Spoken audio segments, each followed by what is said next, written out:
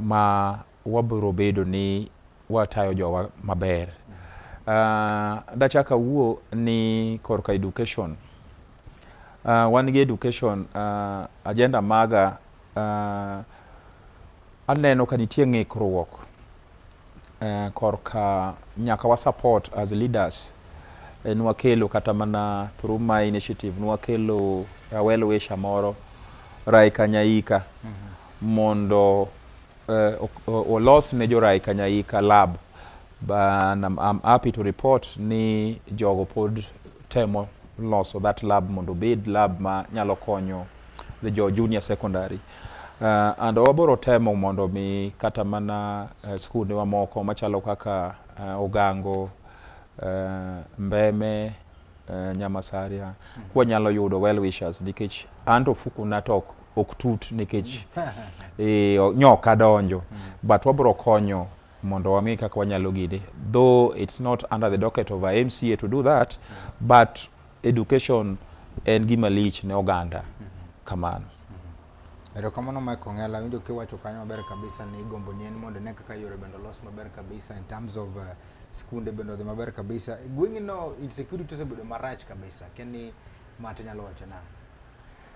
Yes, ok wasebedo maber gi kwe, wach mar insecurity, ok wasebedo maber. Mokwongo wan kaka Jokolwa Central, wan e chunye mana kaka iwinjo ni wan Central no.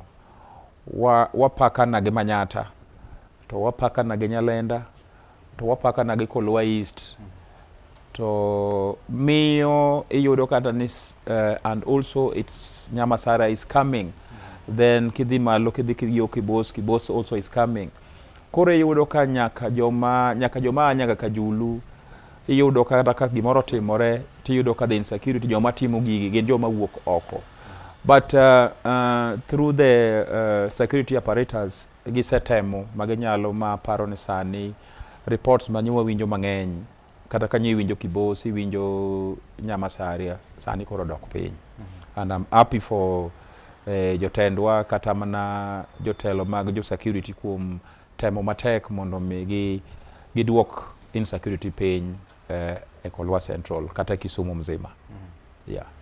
Mano ber kabisa nyakona mgejwang kamora mara mentire kanyo manwan kande kachel kod mheshimiwa Michael Ong'ela mabende watimo manangeko kacha ni to chalo nade gima bende nodo wuoyo kawuono maduong' ahinya kod mgejwang en weche mag broad based government ni to chalo nade waseno ka bende wasego kange mopogore to nitiere ywak bende mopogore e kind oganda luo kapok wachako kando mondo miyo mheshimiwa pimno ni to chalo nade mheshimiwa gine kende ji mok ka giwinji broad based government te kako chando ji mang'eny chak nalo no jopiny to ere ka sirikal ni osebedo maber na japiny me wane ni to broad based government olango Erokamano Steve. Broad based government gi my own understanding kata mana kaka wawinje wan joma ne uket piny monyiswa ni wan koro wadhi tiyo gi sirikal. Broad based government en ni oriwo oganda duto mar Kenya mondo donje ei sirikal mondo ti ei sirikal mondo mi kwe obedi to maendeleo ji oyudi kamora mora e republic mar Kenya waka. Miyo broad based government ok en mar oganda mar Luo kod oganda mar Kalenjin. En ni jo Kenya duto mondo riwre mondo matunda mar sirikal ji oyud te. Mano etie broad based government. Miyo dwaer jowa ni wamak gini motegno nikech ok en gima ji obire gi pachgi but moluor Raila Amolo Odinga koneno kaka Kenya dhi to come very fast mondo mi okony piny miyo o advice jowa kendo keto wani mondo wati gi sirikal kamano nikech yandiko chano kodwa donje sirikal kaka oganda maluo to sani nitiere section mag oganda mabende mawuok e tunge piny kata kuonde duto mag Nyanza mabende koro donje sirikal gini bende koro kelo ywaro mopogore opogore. Honorable kata imbe last time apan kan mawuok kodi niger gi sirikal kabisa.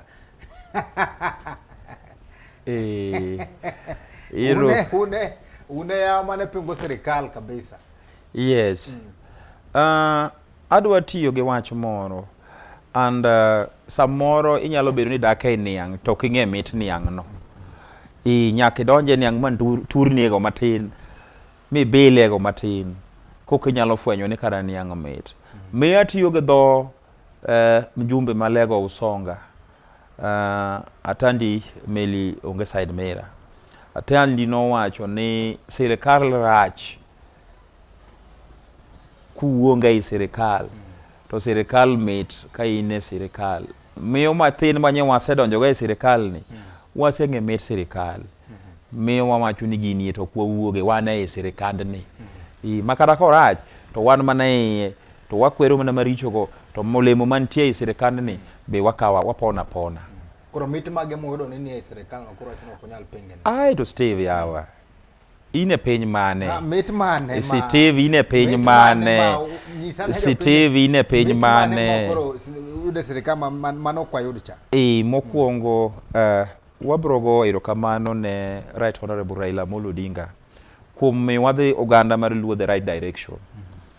Mokwongo ineno ka wan gi Mheshimiwa Opiyo Wandayi manye be ok en ng'ama tin e chama mar ODM. Nyo miye minister mar energy and petroleum. Mano gima lich. En gima lich. And medo mafuta manye gisigi medo mafuta yellow cha. Be tindi winje e news. Nika wuno mede gi 20, mede gi 40. Kanyo wuodo genyo tiyo, osetiyo maber, makata wach mafuta masani medo ni onge. Mago lemo mag sirikal. Ineno kasama koro sani Opiyo Wandayi March nyodhi o launch a project mar 216 million in Migori mondo March mondo kere. Just the other day eka nyocho launch moro e Siaya March kere. Miyo wawacho ni mago gin olemo. Kwa chako waduogo wan gi wuod luo Mathering'enyi, a very humble man miluongo ni PS Raymond Omolo. Raymond Omolo gimomiyo aluongo ni en humble, en wuoyi mowuok kata bwana mowuok from piny, ochalo oganda mana mowuok piny. Raymond osomo Muslim primary school Kisumu ka. Kuchako apane jonyuol no samoro nodok dala, odok Omula Gar primary school ni e Homa Bay, Kanyipir kocha. Osomo kanyo, okalo, odhi Mbita, from Mbita koko dhi Nairobi University. That tells you kaka en ng'at ma japiny to Nyasaye ogwedho mochopo kamoro. Miyo kata ka sama nye en e telo ni ineno ka bwana Raymond Omolo ochako gi projects ma konyo ma empower jowa. En gi program moro ma ogedo ne mine kata okonyo mine mag iluongo ni widows, mine ma jogi ose nindo. Ineno ka Raymond Omolo osegedo kidhi Ugenya. Raymond osegero udi ne joma mine ma chuogi ose nindo. Kidhi like the other day nye wantie Sori nyo gedo ne mama moro kuro. So Raymond osegedo, kibiro Kisumu East osegero ne mine gi. To kwa we mano anyisi matunda, nikech matunda gi ng'eny, kwa chako nwa kwano gi to gibirumo. Ineno ka nyithindo ma tich sani is a problem e Kenya waka. To nyithindo ma yuto margi tin kata jonyuol gi yuto gi tin, ineno ka Raymond nyoka nyithindo 1,000 motero e kamiluongo ni Tom Mboya University mondo som German A1 A2 mondo ka gisetimo mano to gidhi yudo tich e piny mar Germany. Mano ok pongezi wuod menwa. To kwa we mano ineno ka the sugar factories nyocha go pe gilwar. Anyalo miya good example of Sony Sugar. Sony Sugar just the other day, it's on record, ne nyo make a profit of 113 million ka the government nyo bi layout gope manyen go. So waneno ka koro the Sony Sugar nyalo chako loso faida. Miyo wakwayo sirikal mondo mi kata mana the sugar factories machalo kaka Muhoroni mondo omed mijingo moro mondo ka gichopo mondo giti on a full capacity nyalo konyo jowa mondo mi omed yudo tije, to nyalo miyo jowa mondo kata jopur mondo yud pesa gi, nikech gima inyo factory ka factory nigi gope mang'eny to miyo kaka koro giyud profit bedo matek. Miyo wakwayo sirikal through jowa manie sirikal, through John Mbadi manie treasury wuon pesa, through PS Raymond Omolo, through Opiyo Wandayi. To kendo yiena mondo mi asok wang' wan gi kapenji in monego beni penja penjo, to yiena mondo apenji penjo ni minister again the PS mar trade en ng'ama nade. Adwa ni mondo idwoka to kotami tabro dwoko ni. The PS mar trade en wuod Nyakach kendo en wuod Onagi, iluonge ni bwana en Alfred PS Alfred Kombudo. Alfred Kombudo, it is high time for him mondo wuogi mondo mi okonyo oganda mar Luo, nikech awacho ni mato en gima wantiere ni en dhera riemba. Kapok ichopo kar PS mar trade ni ina mada penj nikech gik mabende koro sirikal temo wacho broad based government mabende selero mabende mi thuolo milero maber kabisa. Iro kamano. Nitiere section mag the politicians mapok oyie ni sirikal timo gimorach kendo ino ni sirikal ongi mama malo kendo japiny the common mwananchi inyore. Maka nyalo wacho na nikech ka the living standard sani ni malo kabisa. In as much as wacho ni wan gi dongruok maber, but nitiere kaka dhano inyore. Pani nyocha kano ka bende gol kacha kaka cost of living kaka bende dhano ido ka bende the daily meal ok nyal. Shilling 1,000 kendo ng'ato ok nyal tiyo godo mayudi chiemo mochamo.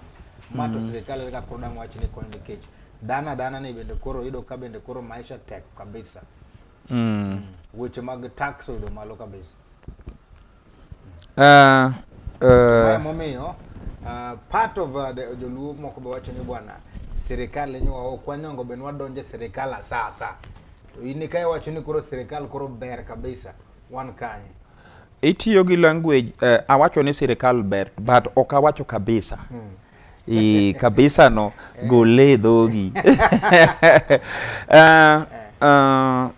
Ayiera gi jo Kenya moko mawacho ni ngima tek. To sama ngima tek nyaka wayuda solution mondo mi wang'i kaka wanyalo konyo jowa mondo mi ngima mondo bed mayot. Sama ngima dwa no bed mayot onego beni wang'eyo ni to which mechanisms mage monego beni watimo.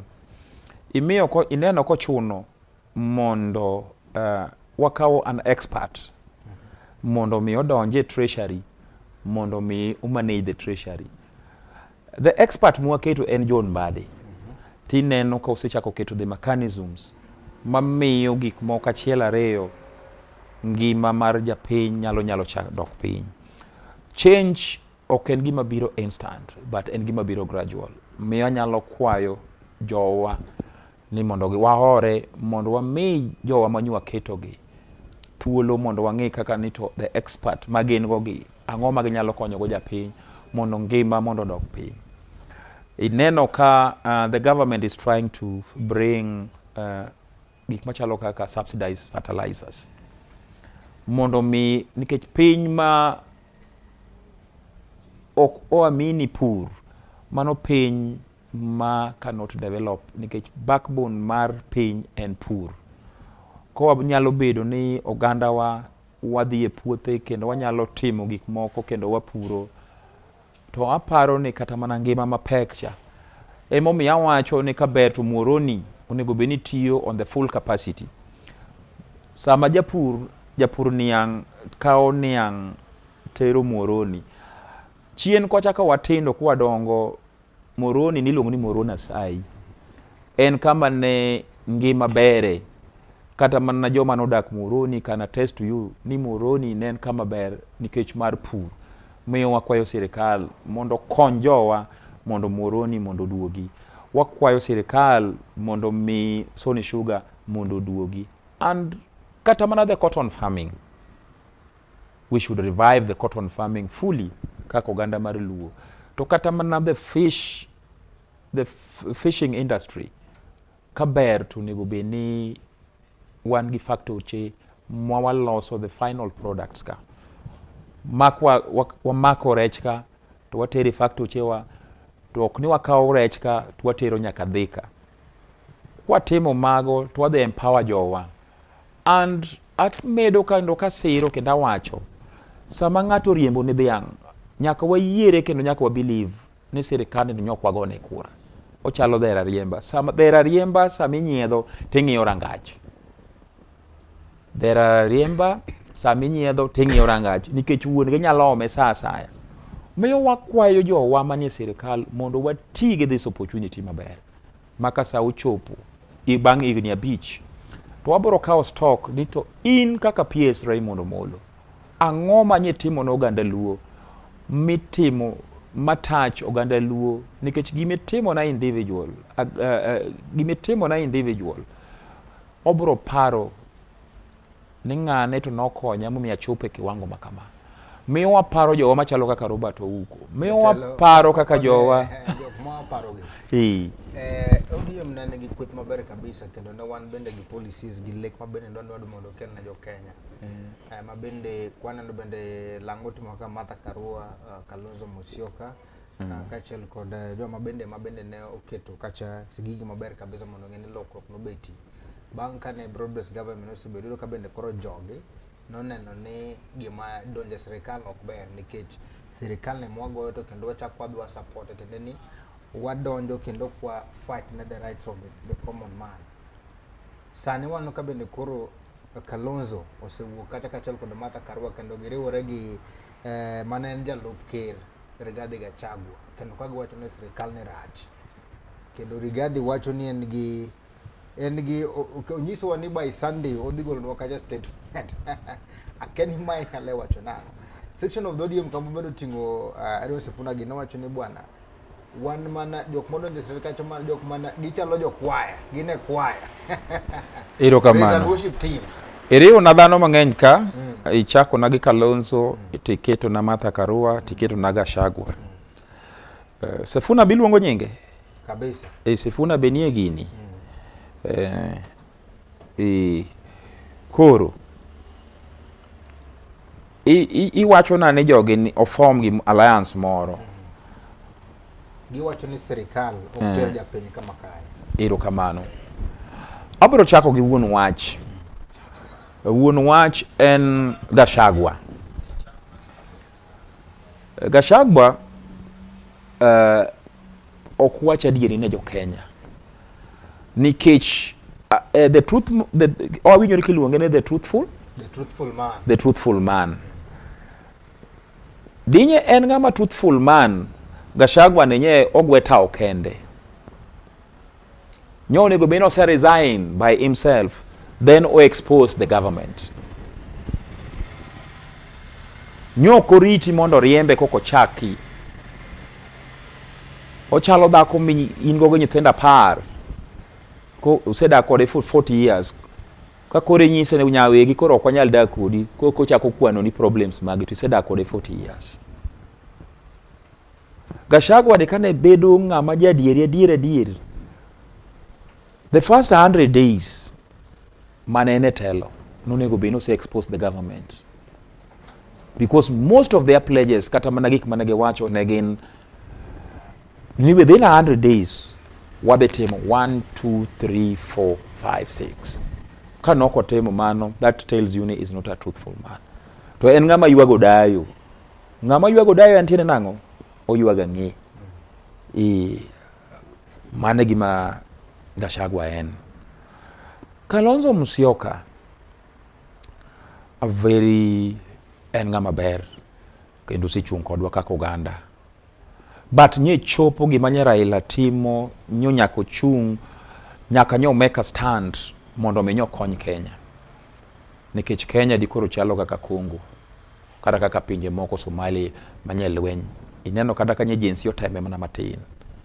Sani di koro kama wantie de wan kamoro nono. But Kalonzo to oyudore mix mar jogi.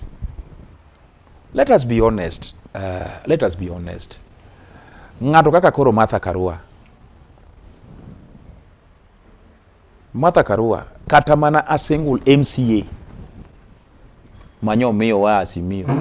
No yere nikech she was very potential. Mome baba no kawe.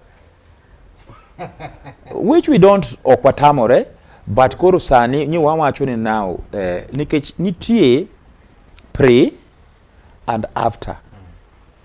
In manye wadhi kodi Edward ne. Steve wadhi kodi Edward. Abiro gi guogi ga bich. Ini biro gi rungu kende. Guogi ga gi Simba, Gonywera, gibura weti munego lene. Samange ipogo gi dong nitie ka lemo moko mibogo igine ne guok. Nyaka wakwongo ket lemo ne mag guoga ge. Koro ka samanyo wapogo, Karua is just a better person. Gen joma nye dwa keto Raila at ransom. With the one Azimio one principles. Principles, what have you angomi kelo on the table? Kuro miwa wawacho ni the decision manye Raila make is en konyo oganda mar Kenya mondo kikwa wadhi ni wabed kaka pinje moko masani kuro lweny dhiye.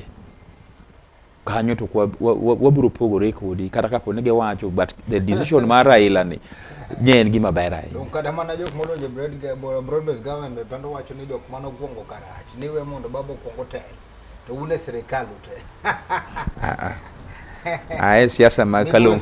Ae siasa makalungu longo. Kalungu dong mane gimo wacho.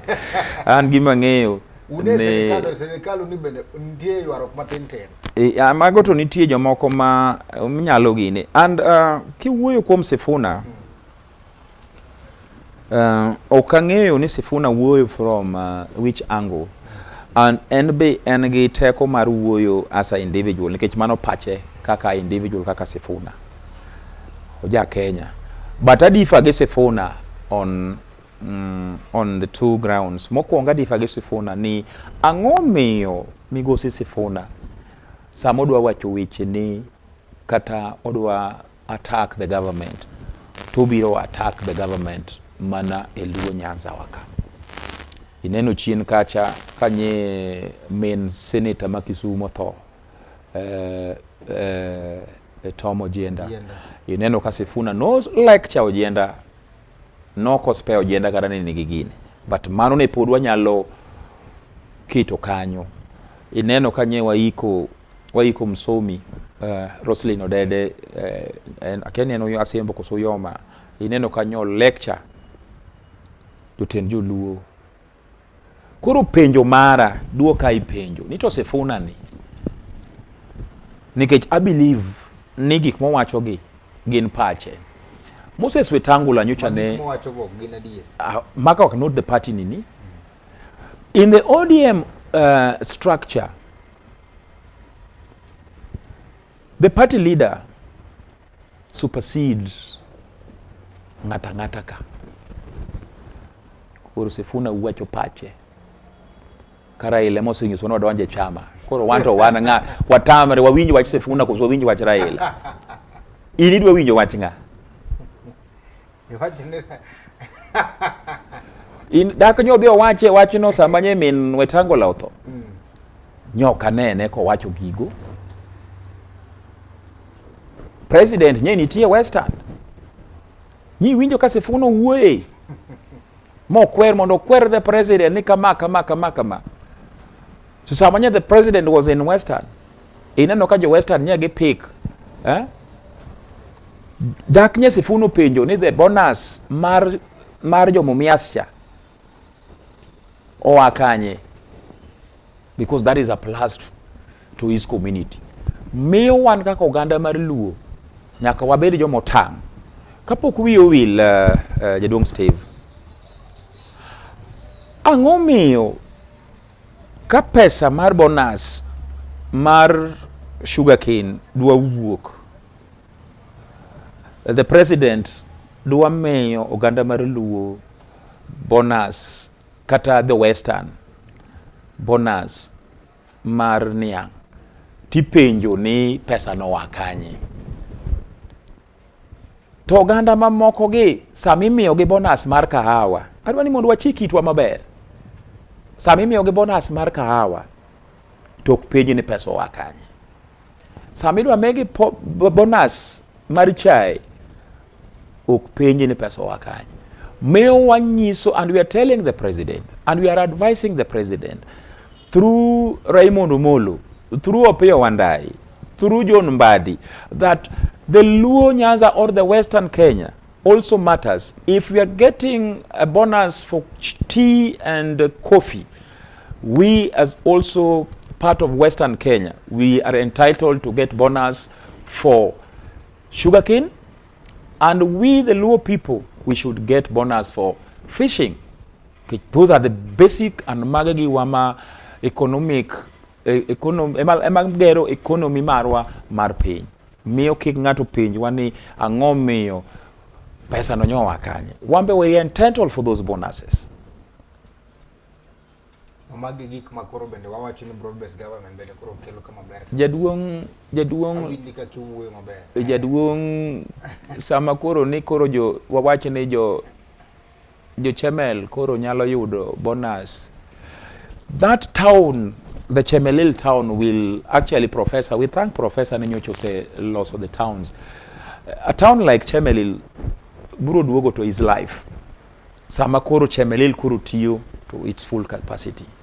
Ma japur nyalo yudo bonus, japur nyalo tero niang' kacha moyudi. Ichaki dhi Muron kacha, japur nyalo timo mano.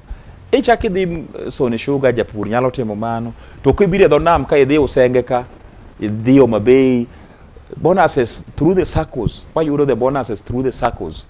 Apparently the government kata mana oganda mar Luo wanyalo beni wan mabor. Miyo oganda mar Luo nyaka watang' ni koko madwa kiko itwa mondo kik wayud gik mabeyo gi e broad based government nyaka watango. Gik moko to beyond it to abduction bende ineno ka bende akoro timore kadi bende koro a section of politicians wa kabisa nikech ineno recently bende ka chief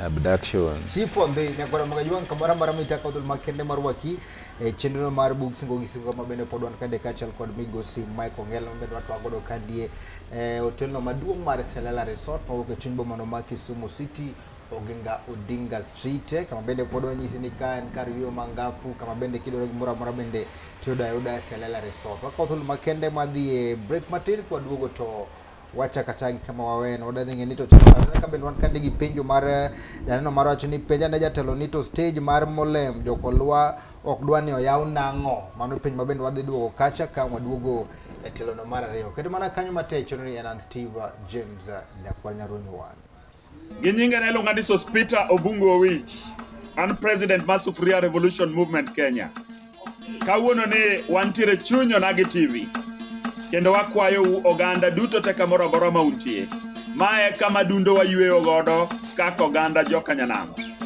biuru duto mondo mi ubed kanyakla kodwa e chunyo Nagi TV warwakou nikech kae kuma chuny weche wuokie biuru mondo winji luo kitwa gi timbewa mae en chuny Luo kendo en chunyo Nagi dala mae chuny adundowa mae adundo mar Jaluo mae adundowa mae dalawa mae kama Nagi nitie warwakou duto ubed thuolo thumbe manyasani oangla ajawa thumbe duto te igoyo ka e yo mowinjore josiasa imiyo thuolo wacho dwachgi wacho pachgi nyiso kaka piny onego bed ni ringo ipuonjowa kaka Luo kitgi gi timbegi onego bed ni bedo Mine omi thuolo mar wacho dwachgi kaachiel gi kaka onego bed ni giriembo wechegi e communities mawa.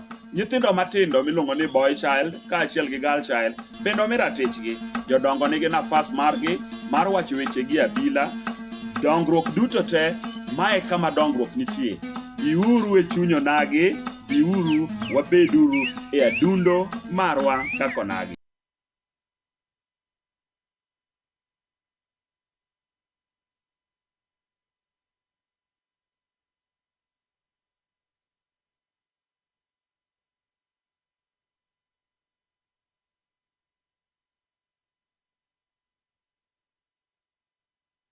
Ginyinga iluonga ni Sospita Obungu Owich. An President mar Sufuria Revolution Movement Kenya. Kawuono ni wantiere chuny onagi TV. Kendo wakwayo oganda duto te kamoro amora ma untie.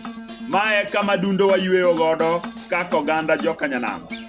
Biuru duto mondo mi ubed kanyakla kodwa e chuny onagi TV. Warwakou nikech kae kuma chuny weche wuokie. Biuru mondo winji luo kitwa gi timbewa. Mae en chuny dholuo kendo en chuny onagi dala. Mae chuny adundowa. Mae adundo mar jaluo. Mae adundowa. Mae dalawa. Mae kama onagi nitie. Warwakou duto ubed thuolo. Thumbe manyasani, oangla, ajawa, thumbe duto te igoyo ka e yo mowinjore. Josiasa imiyo thuolo, wacho dwachgi, wacho pachgi, nyiso kaka piny onego bed ni ringo. Ipuonjowa kaka luo kitgi gi timbegi onego bed ni bedo. Mine omi thuolo mar wacho dwachgi kaachiel gi kaka onego bed ni giriembo wechegi e communities mawa. Nyithindo matindo miluongo ni boy child kaachiel gi girl child bende omi ratichgi. Jodongo nigi nafas margi mar wacho wechegi abila. Dongruok duto te, mae kama dongruok nitie. Biuru e chuny onagi, biuru wabeduru e adundo marwa kaka onagi. Mgajwang kamara mara mintre kautuni makene mar woke kende telo mar ariyo mar chino mar books logi singo to bendo wakilo ni kacha chino mar miero ni wangi mar chuny onagi TV ka magama dungo mar Selela Resort mawok maidore chumbo manama Kisumu Oginga Odinga Street. Selela Resort ana kama bende miyo maber kabisa yudcho maber manyangafu kama bende odhibedo kende kachel koda tarika paga ngwen wan kende gi offers mabeo mag Valentine's Day bed gi jaera mari ne korbe jwang ibiro godo mana Selela Resort kandie kariyo maber kabisa kidoro karumo mana Selela Resort kidoro gi math bende nengo moyo mana Selela Resort weche magadula bende mana Selela Resort ko jongo miyo kamora mora mentire do ni kautuni makene mondo mimi chopie Selela tilo nito angoma bende koro ber Selela kandie ko kamano to akwa kende to mara ariyo kama podwan kachel kod migosi Mike Ongele kata mana Okokra Char jasiasa iro kamano ewan ka gi penjo moro kandie mo vanyi kwa kadi chel kod odungone Dorothy na mwache ni penyaja teloni jo stage penyaja teloni to stage Mamolem jokolwa okdwani oyaw nango stage Mamolem jokolwa okdwani mondo yaw stage Mamolem Dorothy tinge bede Dorothy Musna Dorothy no imore stage Mamolem nigi weche wacha achiel maduong' ni mokwongo wan kaka oganda kata kaka Jokolwa Central wagoyo ne Professor Peter Anyang' Nyong'o erokamano kuom tiyo matek mokelonwa stage manyamasaria ma omiyowa project apart from stage ochako medowa stage mokti pokoya beda mos baba wagoyo erokamano adhi wesendo nyoyo akwonga go erokamano on behalf of Jokolwa mochako ngesowa market mantie Molem. At this straight to penjo mar Dorothy Molem kane ochakore ne en a trailer park but through public participation with the need of stage ge expansion mar Kisumu there was a public participation manotim mondo minwa loki stage gine trailer park mondo bed stage and osetimore maber and the county government no keto pesa ne moloso stage mobedo makare mochopo nyaka kama oyaw stage officially. Matiende ni stage ma town ne mtokni mane wuok from Nairobi Road gi yore madhi nyaka Homa Bay, talk of Nairobi Road majorly, ne dhi tiyo gi stage ma Molem. But kane ochakore ma gima nomiyo stage ma Molem no obedo ochung' nyaka kawuono en gima iluongo ni court injunction.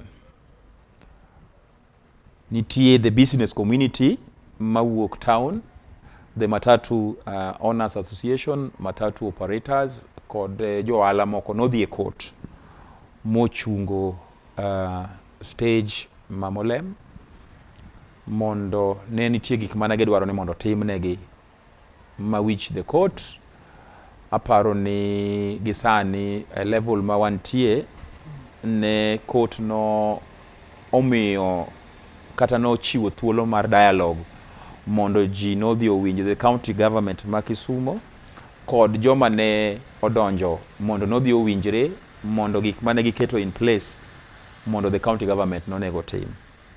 Miyo wan kaka Jokolwa kata kaka oganda mar Jokolwa ok wan mwachungo stage, but no chunge gi business community mane wuok from stage machon ma central.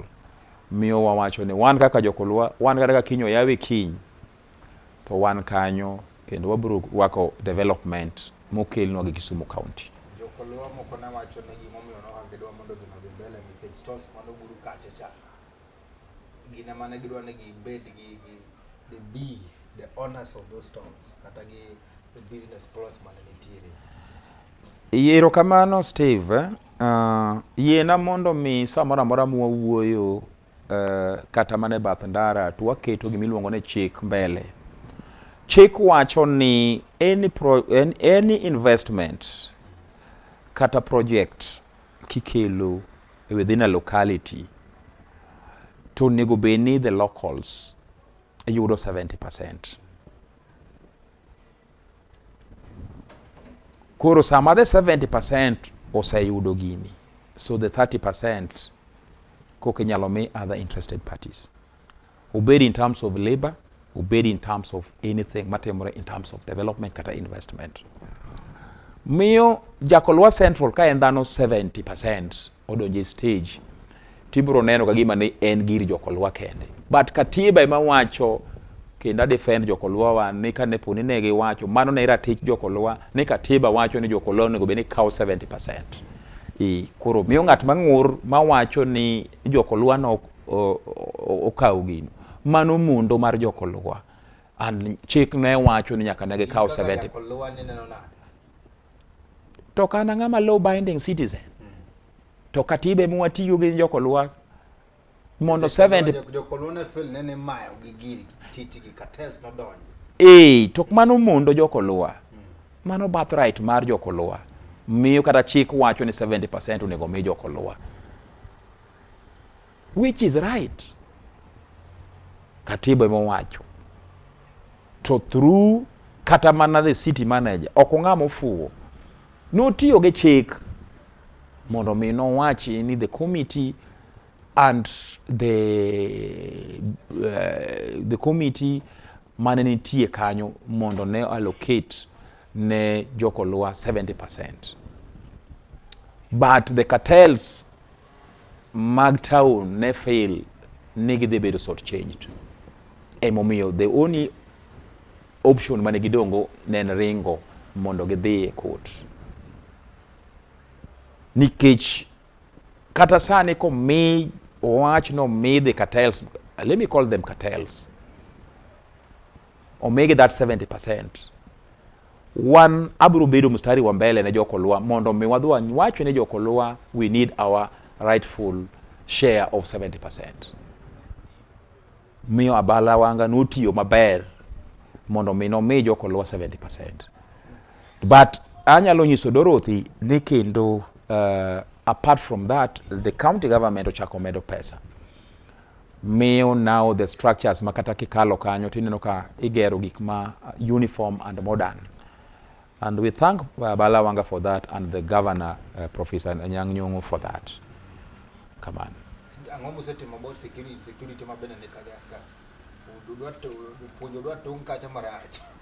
Gima danyisi ni sama wuoyi kodi ni we have Ragumo police station manyocha oseyaw miyo the patrol sani area no patrol nitie and floodlights bose oket makiwuotho kanyo to mano is another town kanyo ler marach miyo Balawanga tiyo kanyo maber gi Professor Anyang' Nyong'o.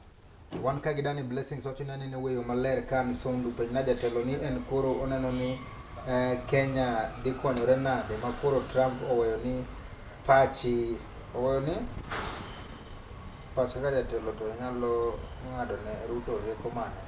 Ano weyo maler kan sondu pe na jatelo ni en koro oneno ni Kenya dhi kanye ka koro dhi konyore nade ma koro Trump oweyo ni okay, Trump otimo sanctions mang'eny gik moko mang'eny kabisa kaka bende koro kolo yedhe magari gi jopiny iset bende koro sande koneno ka bende koro loro noneno bende ker machon mane Uhuru Kenyatta bende koro nowacho kacha ni to ywak nang'o ng'amokelo mana tiyone mana e pinyne kotamre no kokony dongo otamre no kokony umbe kaka unjo Kenya timre nade wona ko tim wan gi Evans Odo wacho ni chuno na gi 100%. Asante sana pani nyalo react penjo no penjo mar Trump wanyalo wacho ni wadeka wan kaka piny kata mana kaka pinje mag Afrika onego bed ni sani wasebedo ni wachung' kar kendwa, wasebedo kwa nindo kendo wa depend on donor funding.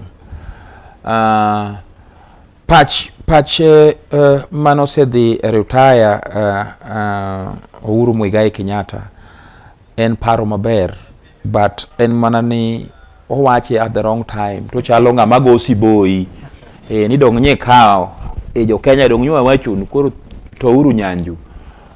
Pache to ber ni piny onego beni wan kaka oganda mar Kenya onego beni wachung' wa stand on our own. Miyo an gima da encourage ni wan kaka oganda mar Luo kata kaka oganda mar Kenya, we have to adjust nikech gini ok en mana the sanction mag Trump ok en mana ni wach yedhe kende kata fundings, kiwinjo fundings mostly these major NGOs mantie Kenya ka, they are being funded with America. Miyo gini san moro pod ok nyal nene sani, but odhi bedo matek ni jowa dhi wito tije mang'eny. And wawacho ni the government should prepare joge ni wan gi tough times ahead. Miyo nyaka waikre kaka oganda, and miyo the treasury and the planners mag sirikal nyaka wachak ikore ni to sama koro mago timore wadhi timore nang'o.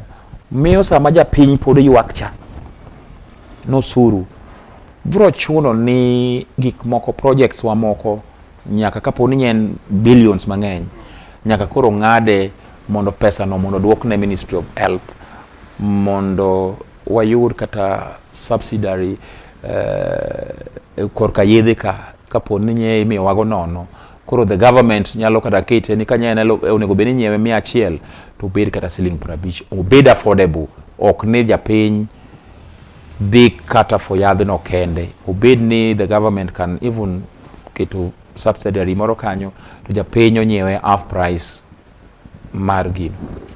Mheshimiwa kapoko tieko yoluo penjire kama ng'eny kendo ni paro bende koro chando ji kabisa baba the AU porono ni babo yude porono ni oko yude mewa pachi AU mabende koro kwa piny nikech koro wan wuodh joluo mor kabisa kendo en gino mabende koro nigi geno ni dhi kelo lokruok maduong' e pacho ka. E wach mar baba the AU mokwongo dag kwayo oganda wa ni mondo waket baba e lamo, nikech wan kaka oganda mar Kenya kata oganda mar onagi waonge teko mar dhigo kura kucha, but gima wanyalo mana timo ni waket baba e lamo. Mar ariyo, kura achiel ma wan go ma jomoko wacho mar ker William Ruto, ma jomoko wacho ni ok onego bed ni wawuoyo gi jagotne to en wuon kura di, en wuon kura achiel ma wan go Kenya ka. Matene kwa golo wawuo kod tung muso sani to koch wachiel chakoro onge, miyo wawacho ni oganda wabedo mos mondo kura achiel ne wakwong wakawo to walam ne baba mondo dhi ogine. Gini sirikal ok dwa wuoye mang'eny nikech gini igoye gi pinje mopogore opogore, and mostly pinje gi gin gi blocks kaka East Africa Community, SADC, ECOWAS. So we have a lot of blocks magoe to through our chief campaigner manineno wood Nigeria. Gisebedo ka giashwa wani gisewuotho moromo and baba dhi kawo piny. Miyo wan gima dwa kwa oganda ok dwa wuoye mang'eny, waket baba e lamo nikech kata wawacho ni baba kuchi no ok nyal dhigo kacha, but waket baba e lamo mondo lek mar baba no mondo bed maber. To wan kaka oganda wawinjo nikech wawuotho, jo siasa moko wacho ni ka baba odhi kucho to dala ka gine makoro nego beni gi gini. Mimi neno kata mana koko madonje wi ODM go nitie jomoko man gi paro moko maber mar oganda. Anino ka gichako loso their formation for 2027. Ok adwa luongo nying gi, but gin gi paro moko ni gichak loso akut giluongo nang aput mag nyalo negotiate go for 2027, which we are saying ni kata ka baba is not stupid mondo menyo kit Professor Peter Anyang' Nyong'o mondo bed the party leader. Miyo anawacho ni kata ka baba dhi dala bado ike imara, and wan kaka oganda wan kamoro achiel, and ka baba wacho ni wabede sirikal bwana, wan wane sirikand ni makata ng'ama pingo onge bwana. Baba wane sirikand ni, we only follow one command. Nyocha nan gi okada lungo ba nyocha nan gi ya siasa moro kanonyisa ne bwana ODM onge sirikal, joluwe mantie sirikal. Akani mata nyalo wacho nango party ni sirikal koso joluwe mane sirikal. Iwuoyo ni party wan kichama madoni wan baba sa party leader ka wacho mondo timonade wacho ka baba wacho wan wadhi kama pomoto brada wan gi kan wacho ni party ni sirikal koso joluwe mane sirikal. Ok abiduo kimano, but ng'ama go mipira king'ama go mipira okele kanye mheshimiwa okidwa ya duoki ing'ama go mipira to nitie seche moko ma team decide ni nitie players moko manyaka us on loan. Miyo ng'ato kaka John Mbadi en jatugo kendo striker mar ODM to watere on loan. On loan you don't have right over somebody. The owner nyalo kawe anytime. Ng'ato kaka Opiyo Wandayi mano ng'ama nie on loan mako magi positions go to gilo ok warit ni mondo magi wanyalo recall gi anytime. Ng'ato kaka ok ne gidemo wamiyo ge namba magi donjo. Ng'ato kaka Oparanya mago players motero on loan. Bonono ne Mike babo wacho ni koro sirikal no ga koro rach waduok koro chaka go ni sirikal koro rach ka wacho ni wachiwo kero chiwo choni to local cabinet or reshuffle. Baba is not a mad person. One, he will give the reasons momeyo the sirikal is now bad. One, mondo mi sama nye William Ruto approach nyo nyiso William Ruto ni for you to succeed, let's give you an expert on treasury. Let's give you a treasury on this, because energy and petroleum, magi key things mamako gin. Mio cooperative society, ministry, mago deal go ganda direct. To sama koro William Ruto koro widwa bedo matek. Ni the advice mar ng'ami kelo ne expert mondo konyi okidwa winjo. That tells you baba biro nyiso wane onjelo ni watemo konyo to maka manyo timore. Okapari baba janeko mondo biro wacha acha ne akawuono Ruto rach. Ega mabiro do ko miyo mbadi gupe man dongo kabisa. Afaro ni wagine wabeda bila joma ore mondo wane matunda mar serikal. Ati do wono jok bano gin makitako. Wat ga ginya Rodrigo Junior ajila semo le chenro mosna migosi mai kongele. Mahana wo semo chini mosna migosi mai kongele. Kapo ko tie kwado mondo donya ne ginene siasa ma county ma Kisumu. Chalo na naka bende koro prof de to 2027 bende kora no ka bende koro ngwech te ka saidi magol koro kene ji koro di nyalo timo nango mokongo ji to era mar prof the county government of Kisumu was achieve maro manade koro ka kore kama shenya achievement mar professor anyalo rate anyalo miye 90 gimo miye 90 a leader kodonjo e office to mi gimiluongo ne agendas ge. So agendas ge emit you take one by one. Ne wacho ne dwaro ni mondo itima. Ne dwaro ni mondo itima. Mana kaka na nyisi ni within 100 days Ruto and Gachagua no nego beno setemo 1 2 3. So kaga Gachagua dogo realize mana ko bedo impeached niko ko fwenyo ni karangani nyocha ngamaracha en ngama jamiriambo. The gini mag agendas mag professor aneno ko sedhi kaka no wacho maber no bro dwaro infrastructure mar Kisumu mondo tem mondo most of it kidhi manyata sani ineno kaka usetiyo maber matieni no chako with the city or loso Kisumu koro extend to the suburb or ineno ko the area mar Manyata. Samanya the president nyocha nitie the other time adwa ni mundanyisi ni no kwayo the president yo mawuok yo ni wuok ukweli malo to the malo ikajuluka nyose bedo gazetted en yo ma idhi lose through the national government. Miwa wacho ni professor anyalo miye that 90 and kipenjo ipenjo ni professor koro dhi penjo ni no dak donjo na maber itemo wacho nango professor dhi ni itemo wacho ni koro professor koro tigo ta city koro dong city odong nono ngama ineno ka koro mako city ngama mako city jomagi ming'eyo ni dwa mako city wan ka gi DG Matthews wan ka gi Dr. Ro wan ka gi Ebo Senator yungo ni Tomo Jienda wan ka gi Duma Kowuor maguru widhi mosewuok ni koro dwaro gini iwacho no Willy Oron Aduma Ojienda gidwaro tero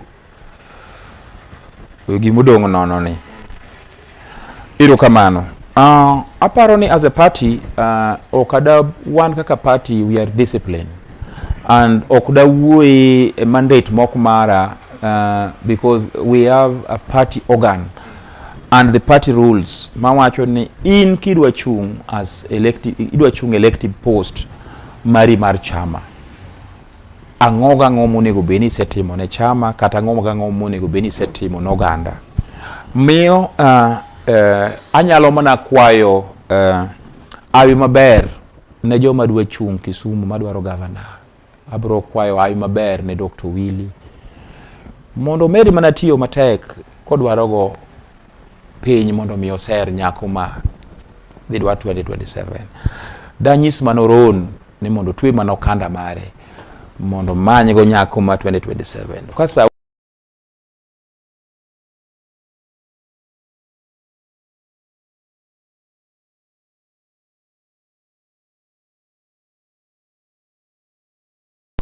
winjo ni jatend gi wuoyo madwa tero gi kamo di nyis do kolwa ni ko ni ko wuotho gi nga chik chako gine pen kane ga nyane iro kamano do pen bende penyi to wan gi nga iro Steven wuod luo in wuod kanye in wuod kanye kada ko kedwo o kabeduoki an wuod kanu kolwa to nitie wach moro ma wachore ok diter chiwadu kapod ngima profesa pod ni office miyo ng'ama wacho ni monda wach ng'ama dwe donjo kar profesa no en ng'ama riambo mok nyal timore wawa sa uchopi mondo ka sa uchopo iluora ngo ok aluor onge luoro kanyo chik wacho chik mar oganda mar luo wacho ok diter chiwadu kapod ngima ya para duoki maber apara duoki maber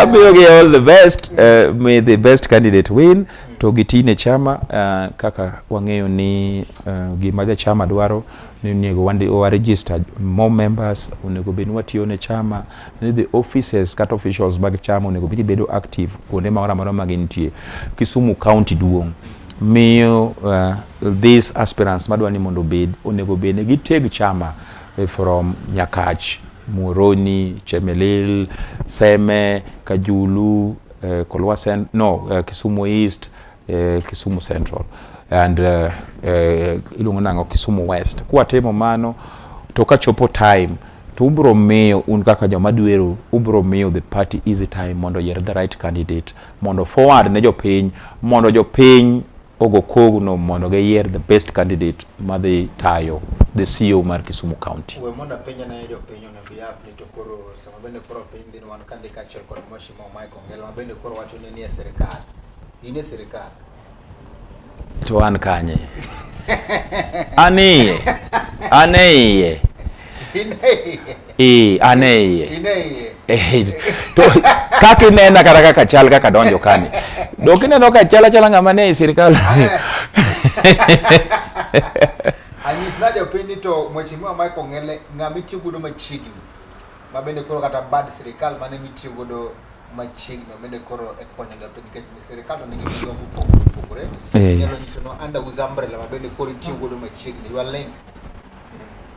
Ero kamano an onge ng'ama tiyo go machiegni but one kaka jatelo atiyo gi all leaders mag Luo Nyanza and ineno kopio wandai keyo match kendo the programs mag opio wandai nitie and mano mi wanyalo wacho ni any agenda manitie en ng'ama kidwaro tinyalo yudo anytime opio mako simu ng'ato kaka the treasury en ng'ama simbe yudore inyalo yude but ng'ama to koro mare to koro en mar akeni omako ga maka simu all the time PS Raymond Omolo en ng'ama mako simu to kinyiso ni nitie mama moro madwaro kony kata women group moro madwaro kony within not less than 2 days Raymond Omolo will send a team mondo the access ni to gima Mheshimiwa Ongelo no wacho ni dayo moro onge otcha be nyalo timore ineno ka these 1000 students kata mana mawuok kuonde ma timo German gin joma wuok across board giwuok across board yudo jomoko jo Siaya jomoko gin jo Homa Bay jomoko gin jo Kisumu County so the network mare is good miyo na challenge ng'ada a challenge nikech wan kaka oganda Luo ka factor chewa madongo no kethore wadong ni koro wan jo ohala miyo I'm challenging Alfred Kombudo mondo copy the likes of PS Omolo so that we can fill him kaka oganda wuod Luo mabitiyo e serikal kiko beda maka chieng' moro higni 5 penjo tipenjo ni to dong wuodwe manye NPS mar trade dak nyomiu pesa. Why PR gi paperwork? Wadwaro things are all on the ground. Maka wakwano ni PS nye timo nwango to wakwano 1 2 3. Mbade nye timo nwango 1 2 3. Kombodo nye timo nwango 1 2 3. Nikech odhi bedo nyiere maduong'. Ka koro wan kaka oganda mar Luo gima nyomiwa ni ok watiyo go maber. Oganda mar Luo sani polisi dhi ndiki. Wuoguru oko mondo jowa bobedi a system. Kada kondiki constable after 10 years you say okay, that constable you are an inspector. In a span of 20 years kaponi is medo somo tinyalo bedo ng'at moro maduong' e sirikal. Mewa wacho ni any opportunity mabiro watigo to kik wayie jomoko mondo semwa gi sirikal. Wadonje sirikandni to after 5 years wang'i ni to ang'oga ng'om wayude sirikandni. An mane gima danyiso gandawa ni mondo watang' to mondo wang'i to wa embrace to kwa winjo ineno ka oganda moko machalo kuche atwarago kimulo wuodegi to giwacho ni the government is against our son. Wan be onego bed ni wachako ng'e med sirikal ma komulore imondo molo to wacho ni the government is against our son. The government is against our son Opiyo Wandayi. So that wan kaka oganda wambe wang'e maendeleo. Kik wabed abeda ni wadwa nindo.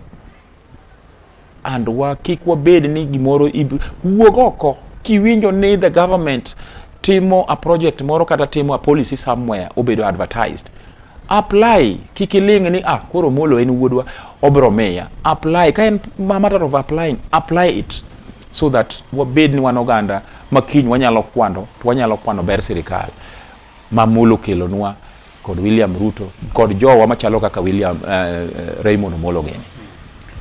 Mana kamano ne kod Mgejwanga ka thul makende magonero kamundo maida kumkete mana chuno lagi TV ka pogo tipo chino ni to ina bona gonero kama dunga yene jowa mabende bwana kwa kete mana chino no kendo wote mabende uoro kaendo wayode maber kabisa kwa kodi ligi page mora mapendo tunreka chalgo chino bendo wakilo mnini to nyalo pinja Facebook page marwa chuno lagi TV, YouTube page marwa chuno lagi TV ndiye mbui marwa kache machuno lagi TV subscribe YouTube page marwa followers on YouTube page kachel kwa Facebook page machuno lagi TV kapogo tiko alika utulu makende unachaka mi mheshimiwa Michael Ng'ele amua parting shot mare watni mugik iso ni to chalo nare mheshimiwa kapogo tiko do di mseche moko di ibedi gi pachi moro madego mbwache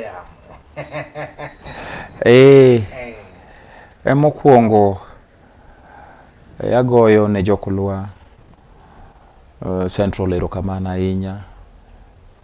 Gin jomwero tiyo matek. Kidwa ng'eyo Steve abiro kawi chieng' moro achiel ateri Nam Thoyi. Ine kama jokulwa pure Nam Thoyi village. Mago kanyo kiyudo alot mineno kidonjo Nyamasaria. Mana alot ma kienyeji mineno kanyo no. Yudo minodero ka minodero opange kanyo. Mana alot ma Nam Thoyi. Ineno ka chief the retired chief James Odhiambo Sule oting'o muogo nus gunia kata gunia full. Mago tich matek ma jokolwa timo. Miyo wacho ni wuoru aoya to watigi sirikal mantie to kochopo saa maber wabrogo mbaka kaka jokolwa mondo wayud the rightful leadership manyalo kawo kolwa mondo oter kama chielo. To ne oganda na mar joluo gima dawacho ni gima watim ma oken sirikal keda wuoyo matek ni ma oken sirikal manywa gone kura. Sama jowa manie sirikal ilundo wawuoguru oko mondo wa protect the interest mar the community. Kaponi ng'ato dwa attack somebody like Raymond Omolo wawuog kaka oganda mondo mi wa protect sirikal kada jowa mantie sirikal. Kwa temo mano to bang' higni 5 wabro neno matunda mar broad based government. To kang'o nindo kawuono to mondo lam ne Raila Amolo Odinga nikech en gi lweny moro mbele ne kanyo mondo ka Nyasaye oyie to mondo bed jakom mar AU. To nyinga ma ung'eyo kata ng'ama nodonje kore iluonga no Kokrachar. wuod kolwa. Erokamano go amor kuom chopo. Erokamano wachakore kendo odiochieng' machielo mondo ichak ichopo chuno na gi TV kama bende wachiwo thuolo mar go mbaka kendo tude gi jopiny mondo migi to chalo nade. Wagwero kama duong' ahinya gi paro maler kabisa. Ayudo ka tindi muol chakre donjo e sirikal. Aber. Peso luoro koko. Good mama peso luoro koko. David Odim wacho ni awinjo chenro maler. Kago tache dala mar Nairobi ka Steve James mosna jatelo mosi kandi from Nairobi. Erokamano. David Onim asante sana erokamano kwa chenro. Akatole makende magoro kama maduong' ahinya ne Medusa Mara idino thira kachiel kod picha mar Lunguni Danteza kuom kelo wacho na kachiel kod management mar Selela Resort mawuok e chumba mar Kisumu kariyo maber kabisa. Hotel maidore Odinga Street chumba ma town mabende kibedo kani tina nana kaka gik moko dhi e bomano ma Kisumu. Wan kende kachiel kod pick up from the airport Tikeli Hotel gin gi services mabende chalo koponi biro kande kaka wendo to nyalo teri neno kuonde mabeyo mitero mane watalii bende kichopo kande tede na winya kod jongo mekete mana kandie mato chung onagi team makelo ni chama chalo kod kamandi mane ta chedoni and Steve James aka Nyakwar Nyaronye Wano chako nada kanyo kendo dichieng' machielo kete mana kanyo koro bokaja sa beach wadhi kelo ni kacha ngolo motiap kachiel kod Heart Music Band. Erokamano kod kete chedoni oritu masani.